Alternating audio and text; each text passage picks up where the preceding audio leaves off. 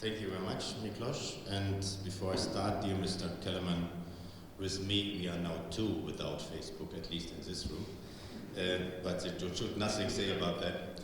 And the other thing to the panel, even if I do not like Pokemon Go as a tool for animals, I have to admit that in the last 2 weeks there were never so many young people between 15 and 25 in my zoo. It was significantly raised, and they were going really in my zoo with the mobile phones looking for the Pokemons, because it was said that in my zoo there are Pokemon stops and Pokemon arenas, and they were looking for them and they were catching the Pokemon. But you know, they paid entrance fee and they came to my zoo, so why is this not a tool? But whatever.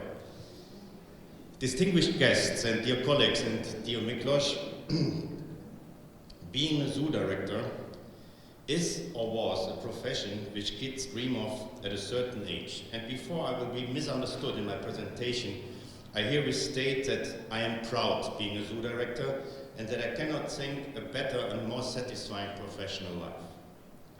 But there are challenges to zoological gardens in these days which may cause difficulties to zoos, to the personnel, and to the supervising boards of zoological gardens if we are not carefully adapt to the new challenges.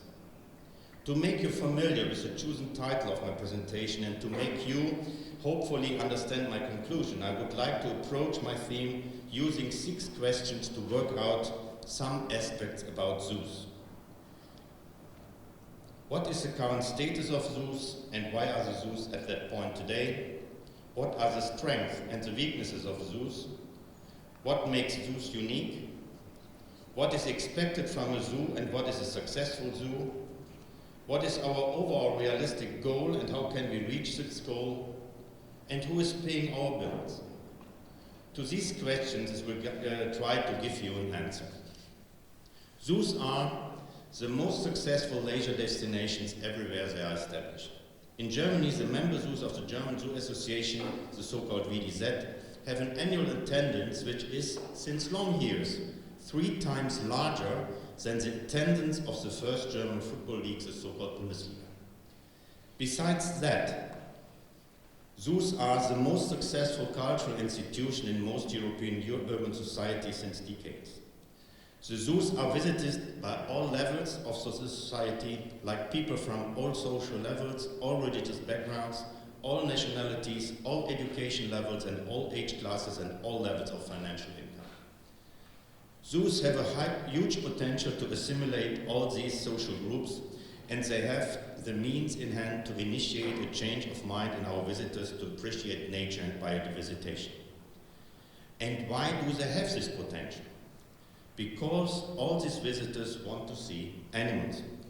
During the history of each zoo, the generations of visitors could practically experience how our zoos developed from menageries into conservation centers, as it is written down in the World Zoo and Aquarium Conservation Strategy. What are the strengths and the weaknesses of our zoos? The overall professional strength of our zoos is the practical ability to work with animals and save small populations of animal species which are on the brink to extinction. This is our main expertise, and no other body or institution can do that. We have the animals, we make them visible to the public, we generate empathy, we do research, we educate the visitors, active and or passive. Our zoos are the ones we do and live practical animal welfare. Another strength is the attendance again. In this aspect, I would like to bring to your attention the multi-local appearance of zoological institutions. Being close to the people and being easy to reach, I think this fact is sometimes underestimated in our community. I believe that the multi-local appearance of zoos gives people an easy opportunity to reach one of our zoos, so we have the chance to get into the broader society with our messages or missions. This would not be met with the sometimes occurring vision of a few mega zoos which offer the whole scale of animal biodiversity so that the small collection would be redundant. In my eyes, this would be a very dangerous vision for the future of zoos, because I presume that the zoos will lose their visitors which use zoos only a part of a day and come back more often. Short distances to zoological institutions are important. In general, Europeans do not drive as far as Americans. One weakness of our zoos is the word zoo itself. The word is obviously not describing the institutions which we as zoo professionals understand as zoos. That makes it so difficult for the legislation to separate about 350 EASA zoos in Europe from the 8,000 plus or other enterprises with an EU zoo license inside Europe. We have to lobby that the definition of the word zoo becomes clearer in the legislation. Second weakness is again our visitors. Most of them judge our zoos on aspects which are not zoo specific. I wonder, at least for Germany, if my zoo would be dirty, the toilets would not be cleaned, the personnel at the entrance is not friendly, and then you ask the visitor how he would like this visit, and he would say, I will never come back. This visitor does not care how much money I did put in situ conservation, rescuing the Mesopotamian fallow deer, or gave money to EASA campaigns. Perhaps unfortunately we have to admit that most of our visitors think that way. What makes our zoos unique? First, the height and potential of the number of visitors make us unique. There are no other institutions which get visited by such a number of people which come voluntarily. Secondly, our skills and our expertise of animal keeping, animal husbandry, animal welfare make us professionally unique. And here we have, in my opinion, an arising problem if we are not carefully recognizing it. It is widely known that you are getting older when you are telling stories from former days, or you propose solutions which already were successful, not using the word proven. In my professional career, starting 1977 as an apprentice zookeeper until today being a zoo director for 18 years, I was so lucky to meet a lot of director colleagues which, at least in former days, had a background of being a veterinarian or having studied natural sciences. Very often they made a living out of their long-time hobby and curiosity for animals, and they understood their profession as service to animals and as a long life learning about the animals. I remember conferences in former days where so-called silverback directors were discussing animal husbandry, zoological specialities, and uniquenesses of the animal species. Why do I mention this? In my 3-year term as president of the German Zoo Association, I was responsible for the program at the sessions of the conferences. It was my ambition to have at least one session on animal matters, like breeding, husbandry, but also mistakes in exhibiting animals. But it became more and more difficult to fill these sessions with animal-related presentations because the colleagues did not put in for these sessions.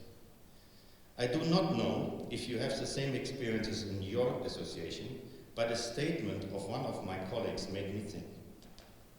The time of counting eggs is over.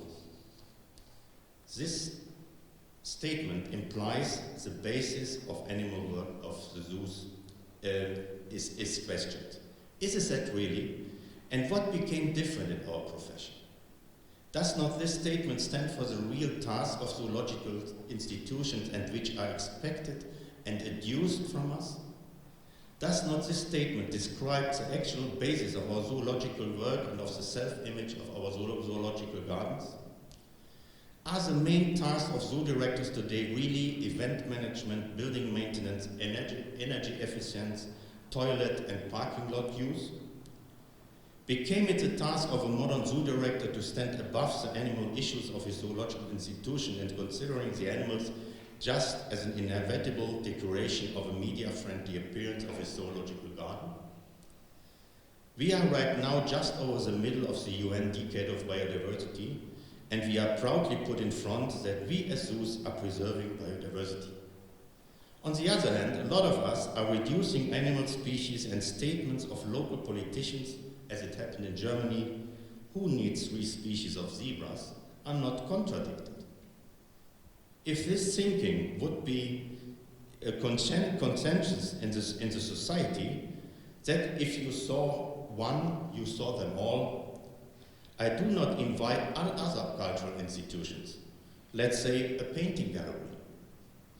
Today, zoological gardens have employees who coordinate breeding programs, calculate best possible pairings of animals, but if you look in our international breeding programs, they are more and more restricted, and zoos are asked to interrupt breeding or taking animals out of the program because they are overrepresented.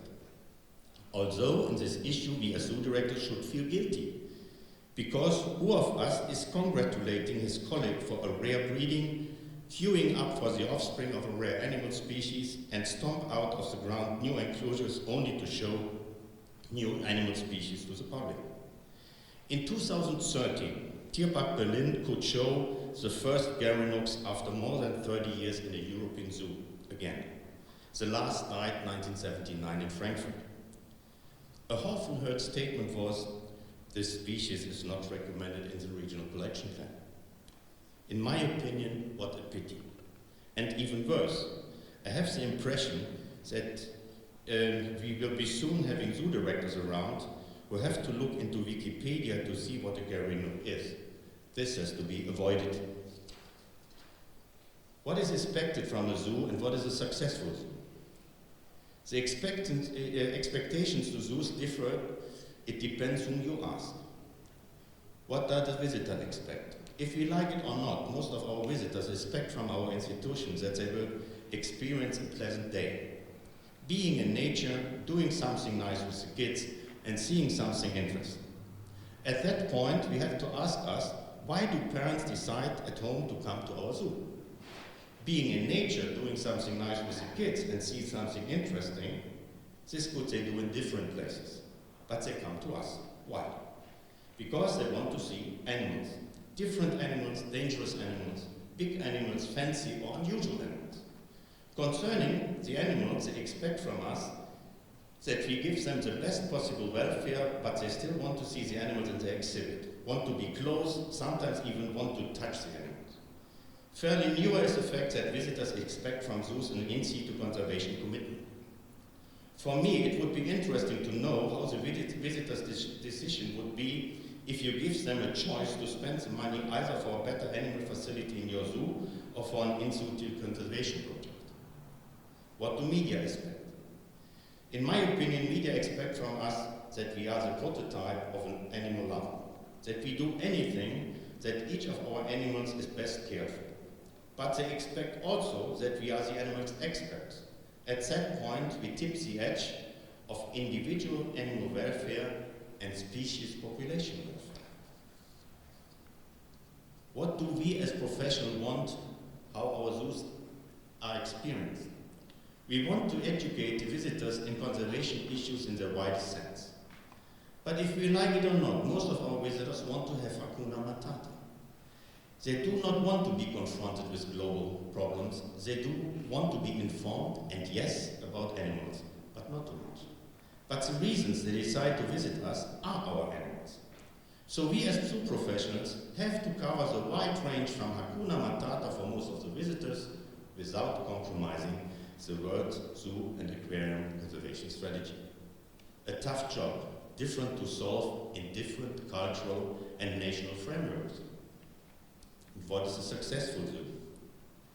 I am convinced a successful zoo has a very good bonding into his regional framework. He is respected for his animal husbandry, for his animal welfare, for his appearance, his attraction, and that he gives the impression that his staff is really caring for the institution, not only for the animals. This is first. If the zoo can be successful on a global scale, then even better. And this should be the aim of any zoo. But if the framework of the zoo does not allow a global involvement, then a zoo with a regional attraction should not be recognized as a less good zoo than the ones with a global impact. We need all institutions with help to get our mission into the broader society. In fact, I do not share the opinion that only zoos with a global impact of in-situ conservation are good zoos. How many of our EASA member zoos are really globally active? And if they are their programs sustainable? What is overall realistic goal and how can we reach this goal? In my opinion, a realistic goal for zoos is that we meet the expectations of our visitors. Change with the change of the generations. When my parents visited zoos as kids, they expected and saw different arrangements than I saw as a kid or my boys saw 15 years ago as kids. So zoo business was always in flow, but never without animals.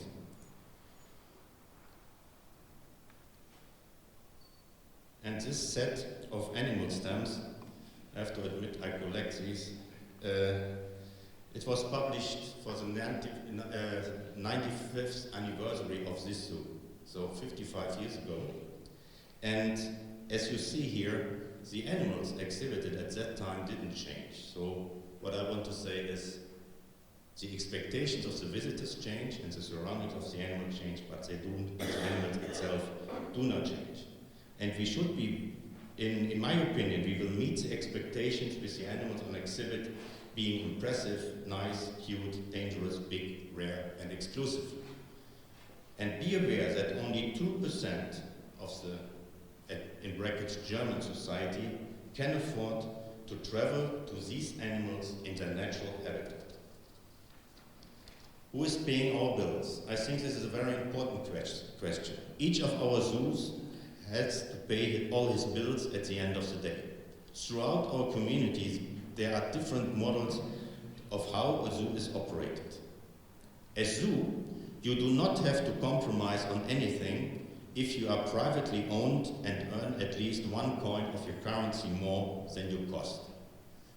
But if you have a subsidized zoo and you are depending on a board which composition is affected by political elections, it is a lot more difficult to place the overall agenda on which we all agree upon in EASA, our membership association.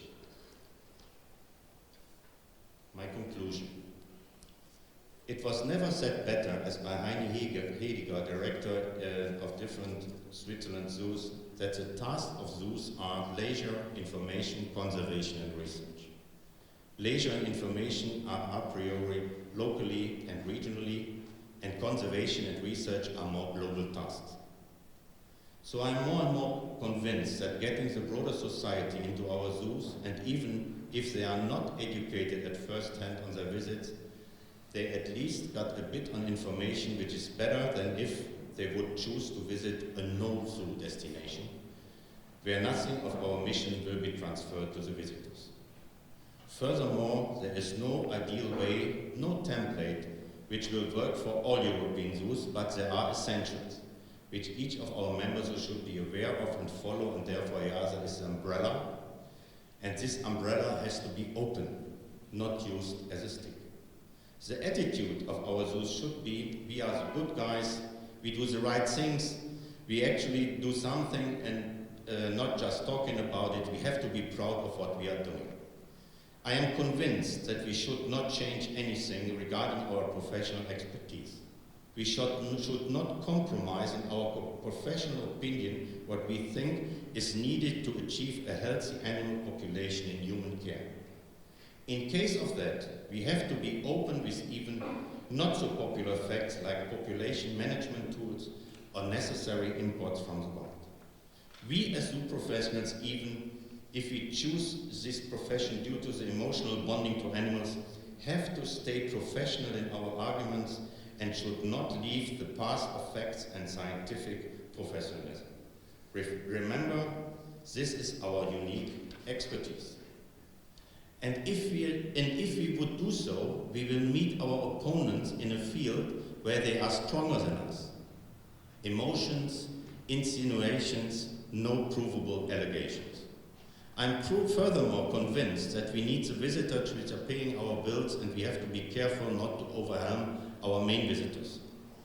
Our homework, meaning the appearance of our zoos at its location, has to be done at first hand.